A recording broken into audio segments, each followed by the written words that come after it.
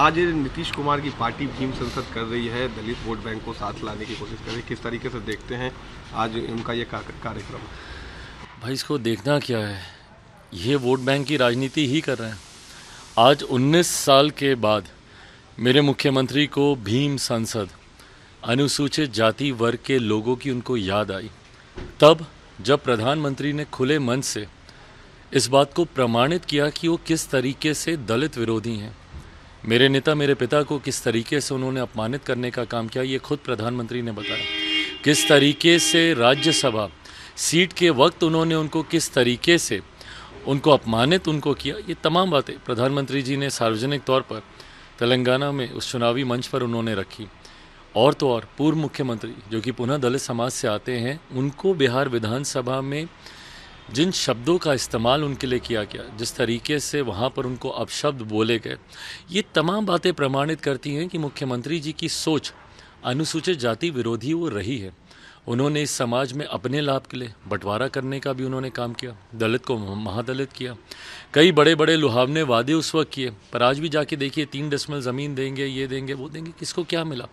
आज भी वो समाज अगर हाशिए पर है, आज भी अगर अनुसूचित जाति वर्ग बिहार में ख़ास तौर पर आज भी अपने हक अधिकारों से वंचित है, तो इसके ज़िम्मेदार मेरे मुख्यमंत्री हैं ना।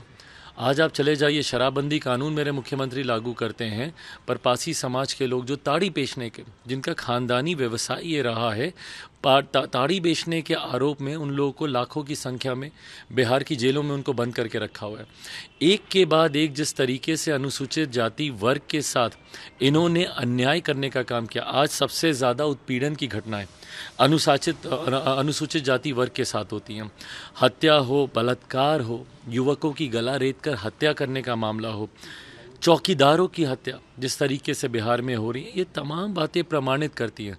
तो आज जब ये भीम संसद जब मुख्यमंत्री कर रहे हैं, तो उनको उस मन से ये तमाम बातों को रखने की ज़रूरत है कि आज 19 साल के बाद भी अगर बिहार में अनुसूचित जाति के ये हालात हैं, आज भैया आप प्रमोशन में रिजर्वेशन आप नहीं देते, क्यों? बाकियों को तो आपने प्रमोट किया, क्यों सिर्फ अनुसूचित जाति को आपने उसमें छोड़ दिया? सिर्फ इसीलिए क्यों? क्योंकि आपकी सोच दलित विरोधी है। आज अगर 19 सालों के बाद मेरे मुख्यमंत्री अगर इस कार्यक्रम को आयोजित कर रहे हैं, उसके पीछे भी कारण चिराग मॉडल ही है, जो इनके राष्ट्रीय अध्यक्ष कहते नहीं थकते।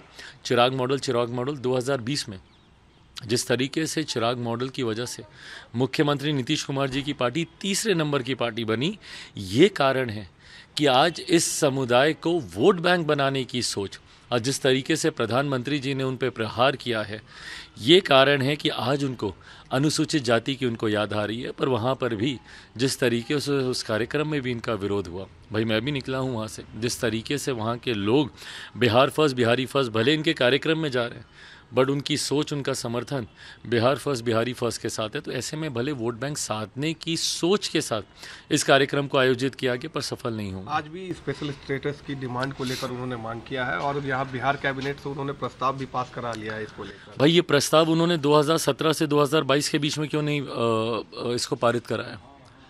उस वक्त तो केंद्र सरकार का ये हिस्सा थे, और एक लंबे समय के बाद बिहार में ये मौका आया था, लगभग 27-28 साल के बाद ये मौका 2017 में पहली बार आया, जब केंद्र की तर्ज पे बिहार में सरकार थी। और मेरे प्रधानमंत्री जिस तरीके से कहते हैं डबल इंजन की सरकार, उस वक्त मेरे मुख्यमंत्री चाहते तो उस वक्त बिहार को विशेष राज्य का दर्जा दिला सकते थे, पर तमाम आर्काइव्स निकालिए उनके, तमाम उनके 2017 से लेकर 2022 तक के उनके सारे इंटरव्यूज़ निकालिए। क्यों नहीं एक बार भी मेरे मुख्यमंत्री ने उस वक्त विशेष राज्य के दर्जे की मांग की? जब जब चुनाव आते हैं, भाई हम लोग मूर्ख नहीं ना है, बिहार की जनता मूर्ख नहीं है कि भाई आप चुनाव के वक्त आप विशेष राज्य दर्जे की मांग कीजिएगा और उसके बाद अगले 4 साल 5 साल आपको याद नहीं आती है।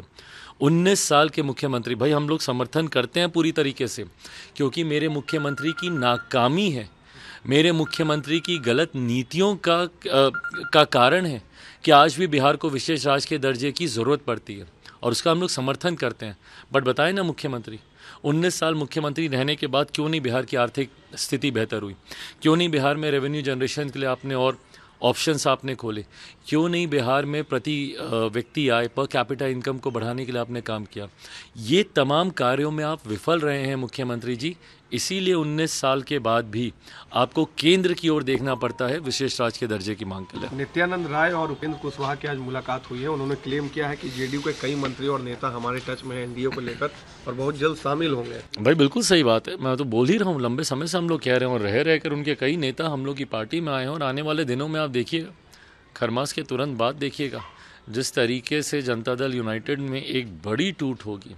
भाई पार्टी का जब भविष्य ही नहीं है तो कोई उस पार्टी में क्यों रहेगा। मेरे मुख्यमंत्री का अपना ही भविष्य, राजनीतिक और व्यक्तिगत दोनों, जिस तरीके से, और मैं इसको बार बार बोलता हूँ, जब मैं इस बात को कह रहा हूँ मैं कोई तंज नहीं उन पे कस रहा, मैं कोई ताना नहीं उनको दे रहा, बट हाँ मानसिक परिस्थिति मेरे मुख्यमंत्री की अभी जिस तरीके से है, ऐसे में कोई उनके नेतृत्व में क्यों रहना चाहेगा, उनकी पार्टी में क्यों रहना चाहेगा। और मेरे मुख्यमंत्री के बाद सेकंड लीडरशिप तो उन्होंने डेवलप की नहीं है जनता दल यूनाइटेड में कि कोई उनके बाद उनकी पार्टी को संभाल सके। और वैसे भी वो किसी दूसरी पार्टी के नेता को प्रमोट करने में लगे हुए हैं, वो तो कहते ही हैं कि भाई हमारे बाद ये उत्तराधिकारी रहेंगे। तो खत्म हो जाएगा इस चुनाव के बाद। भाई जेडीयू का नामो निशान लेने वाला कोई नहीं बचेगा।